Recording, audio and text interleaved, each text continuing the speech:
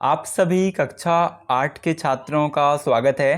तो छात्रों, आज की इस वीडियो में हम आपको कक्षा 8 जो आपका विषय हिंदी भाषा भारती है उसकी 8 गेट अभ्यास पुस्तिका, जो कि आपको नई पुस्तिका आपके स्कूल से मिली होगी, इस 8 गेट अभ्यास पुस्तिका का पार्ट 1 बर्दे है ना, पार्ट 1 बर्दे के कंप्लीट प्रश्नोत्तर, सभी प्रश्नों के उत्तर आपको इस वीडियो में बताने वाले हैं। तो छात्रों, करते हैं वीडियो को स्टार्ट।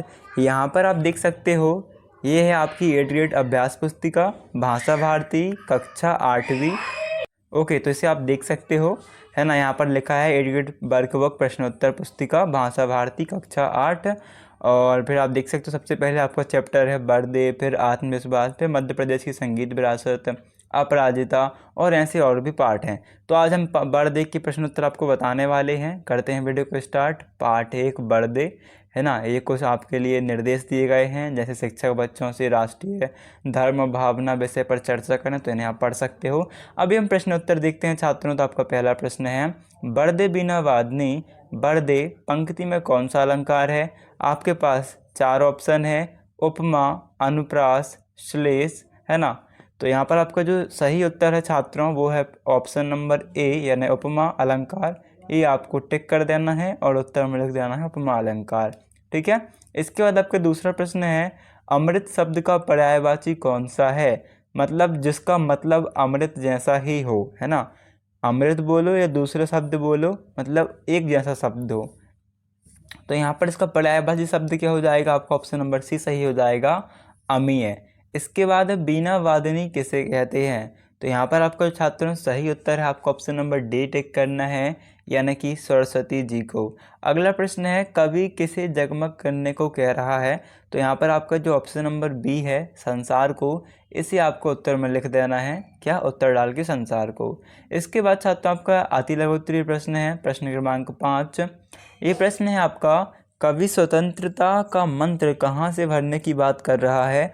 तो आपको उत्तर डालना है, कवि स्वतंत्रता का मंत्र भारत देश में भरने की बात कर रहा है। कहाँ, भारत देश में। तो यहाँ पर आपको थोड़ा सुधार लेना, दा लिखा है, यहाँ पर आपको ता लिखना है। ठीक है, भारत, इस प्रकार से भारत देश में भरने की बात कर रहा है। अगला है, विद्या को देने वाली, विद्या को देना, विद्या की देवी किसे कहा जाता है। थोड़ा यहाँ पर मिटा हुआ है। तो क्वेश्चन है आपका, विद्या की देवी किसे कहा जाता है। तो इसमें आपको उत्तर डालना है, विद्या की देवी सरस्वती माता को कहा जाता है। इसके बाद है, नव नव से कवि का क्या आशय है। तो नव नव से कवि का आशय है कि ज्ञान का नया आकाश देने की बात कहना चाहता है। फिर अगला प्रश्न है इसके बाद छात्रों, बर्दे कविता माँ बीना वादनी किसे कहा गया है। तो बीना वादनी माँ सरस्वती को कहा गया है, ये आपको उत्तर लिख देना है। ये आप चाहो तो बर्दे कविता में बीना वादनी किसे काट के माँ सरस्वती को कहा गया है, ऐसा भी लिख सकते हो। अगला प्रश्न, निम्नलिखित पंक्तियों का भाव स्पष्ट कीजिए। काट उन्द के अंध उर के बंधन स्तर वह जननी ज्योति मर निर्झर कलूप भेद नम हर प्रकाश भर जगमग कर दे। तो इसका आपको क्या करना है, पंक्ति का भाव स्पष्ट करना है। तो यहाँ पर छात्रों आपको उत्तर डालना है, कवि कहता है, अंधकार के बंधनों को काट कर उन्हें ज्ञान और कला का प्रकाशन करना, प्रकाशन झरना प्रवाहित कर दे, हमारे जीवन के विकारों को मिटाकर उनमें प्रकाश भर दे। 10वां प्रश्न है, नवजात शिशु के चरण कमल के समान सुंदर हैं, वाक्य में उपमेय उपमान साधारण धर्म एवं वाचक शब्द छांट कर लिखिए। तो यहाँ पर आपका जो उपमेय है वो है नवजात शिशु के चरण, फिर उपमान जो पूछा गया है वो है आपका कमल, साधारण धर्म जो पूछा गया है वो है यहाँ पर सुंदर, और वाच्यवाचक जो पूछा गया है शब्द, वह छात्रों आपका समान सही उत्तर रहेगा। ठीक है।